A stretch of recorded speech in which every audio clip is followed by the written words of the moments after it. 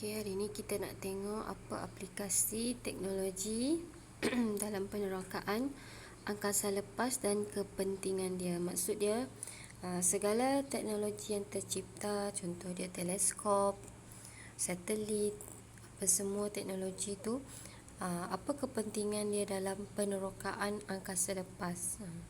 So, kita tengok.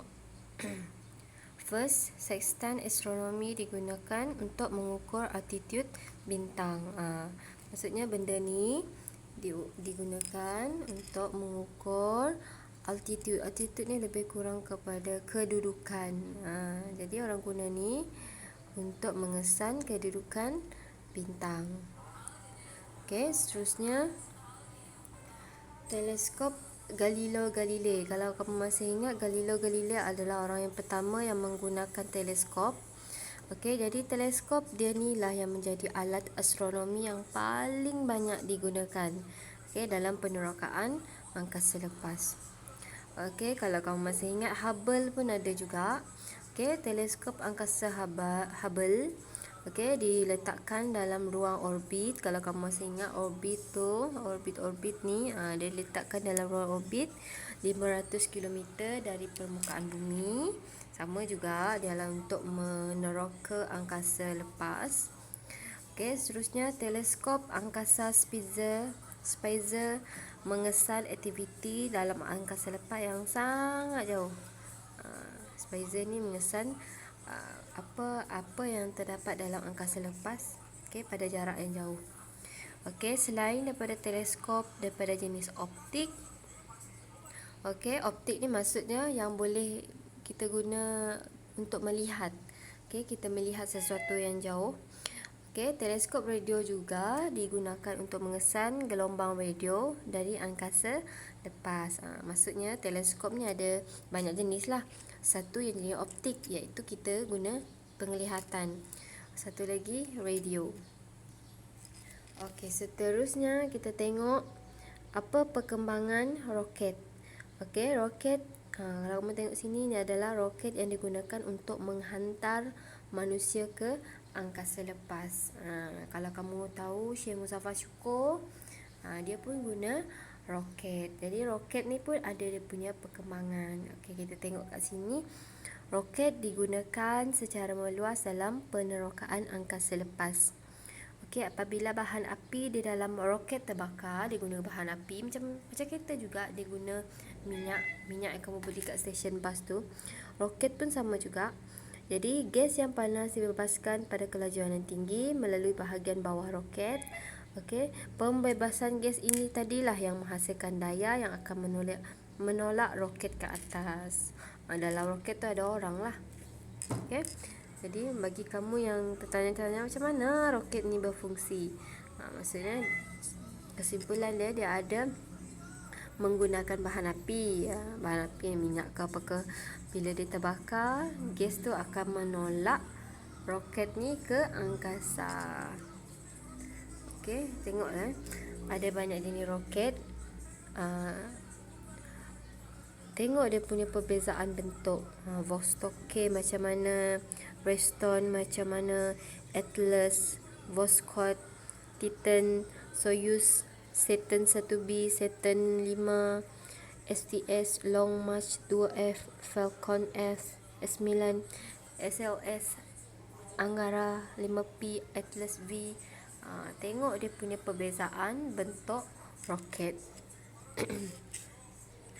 Selain daripada teleskop yang orang guna untuk tengok angkasa lepas, roket yang orang guna untuk manusia pergi ke angkasa lepas, kita juga ada satelit.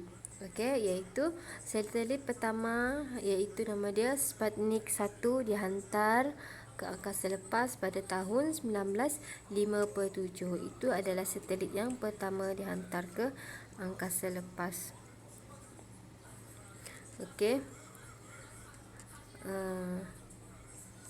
Seterusnya kita tengok apa itu kuar angkasa. Kuar angkasa, kita tengok ni atau prop angkasa ialah kapal angkasa. Okey, ialah kapal angkasa yang mengumpulkan maklumat dan menghantarkannya kembali ke bumi.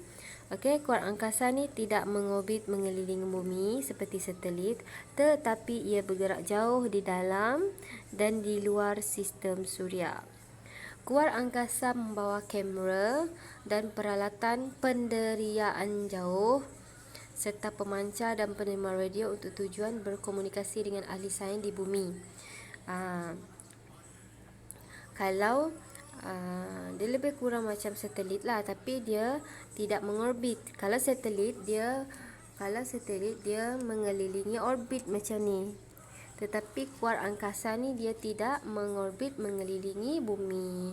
Tapi tujuan dia sama juga, untuk kita dapatkan maklumat daripada angkasa lepas. Itu kuar angkasa. Next, kita tengok apa itu penderiaan jauh ataupun remote sensing. Okey, penderiaan jauh ialah kaedah mengumpul dan merekodkan maklumat dari jarak jauh. Okey, sebab tu dipanggil penderiaan jauh. Okey, di Malaysia, alat penderiaan jauh yang dipasang pada Tyongsat 1 menerima atau mengesan cahaya nampak, sinar ultraungu dan sinar inframerah yang dihasilkan oleh objek di permukaan atau di bawah permukaan bumi. Dari situ kita dapat mengesan maklumat lah. Okey, data yang dikumpul oleh Tyongsat ni, kemudiannya akan dihantar ke dua buah stesen penerimaan data. Okey, data ni Tyongsat ni tadi dia mengumpul data. Lepas tu dia akan diterima di Stesen Planetarium Negara Kuala Lumpur, Wilayah Persekutuan, dan Stesen Misi Kawalan MCGS di Bangi, Selangor. Okey, kita tengok apa kegunaan penderiaan jauh tadi. Okey, kegunaan dia adalah pertama, penderiaan jauh tadi dia digunakan dalam pertanian. Okey, pertanian iaitu untuk mengesan kawasan pembangunan pertanian yang bersesuaian. Lepas tu pentingnya remote sensing tadi. Yang kedua, digunakan dalam geologi. Okey, geologi iaitu untuk mengesan lokasi seperti sumber mineral, susutan jisim dan susutan darat. Okey, ketiga, dia digunakan dalam pengurusan bencana. Okey, dalam pengurusan bencana iaitu untuk mengenal pasti pencemaran dan pembakaran hutan. Remote sensing ni lah yang digunakan orang. Dekat Daro, contohlah contoh dari jauh lah, dari kawasan yang jauh yang kita tak boleh nak pergi sekejap je. Inilah yang digunakan. Okey, seterusnya dalam pertahanan, dia digunakan untuk mengesan pencerobohan kapal, pesawat udara dan kenderaan musuh. So, kesimpulan dia kat sini, ada beberapa aplikasi teknologi dalam bidang astronomi untuk kita meneroka angkasa lepas. Contoh dia tadi, inilah sistem teleskop. Sama juga teleskop. Tadi teleskop Galileo Galilei, ni Hubble, Spitzer. Okey, seterusnya teleskop radio, roket, satelit, kuar angkasa, remote sensing. Itu semua adalah teknologi yang sekarang ni yang orang gunakan untuk meneroka angkasa lepas. Mesti kamu heran, macam mana orang tahu maklumat-maklumat yang di angkasa lepas tu? Diorang ada pergi sana ke? Jadi sebenarnya yang saya cakap ni tadilah, semua ni teleskop semua itulah yang orang gunakan untuk meneroka angkasa lepas.